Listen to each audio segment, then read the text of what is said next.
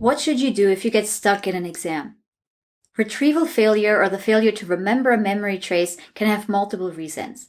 One reason can be the lack of attention during study. Maybe you were just multitasking, texting your friend, or reading your notes at the same time. Or another reason for retrieval failure is an insufficient number of activated cues. Cues are pieces of information which are connected to the target memory trace and which must be activated for the memory trace to be retrieved. Activation from the cue to the target memory trace spreads faster if more cues are activated simultaneously. Consider this example from everyday life.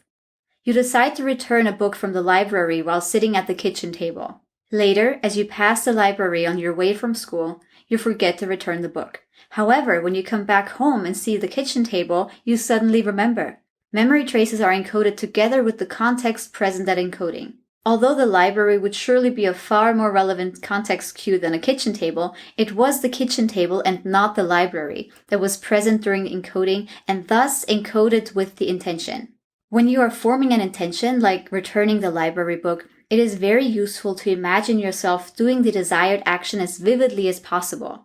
For instance, visualize yourself passing the library, entering the building, and returning the book. Focus on the details. Which objects, buildings are you likely to notice on your way around the library? By doing this, you connect the cue of passing the library and the surrounding objects to the intention. When you later pass the library, it will automatically trigger the intention. Even though you prepared well, it might happen to you that you can't think of an answer. You might not have activated enough connections in your brain that would help you retrieve the information. So what do? If you are struggling to remember an important concept during the exam, you need to activate as many connected cues as possible. For instance, try visualizing yourself in the context of studying.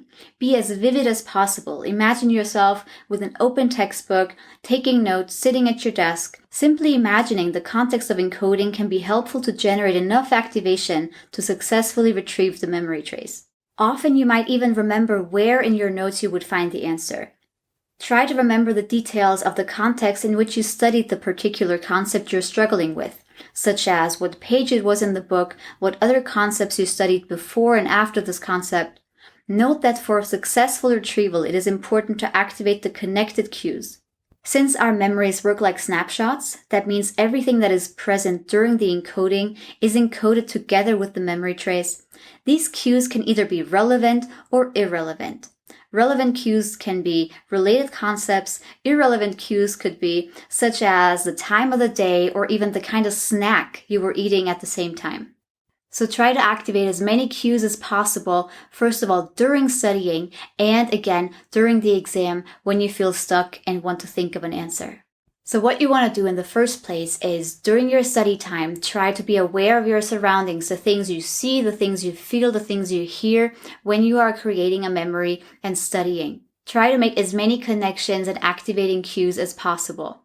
Then again, during your test situation, when you are trying to find a memory, trying to find the right answer, think back of what the study situation was like. What did you see? What did you hear? What did you feel? Try to memorize as well as possible to activate the cues and find the right answer.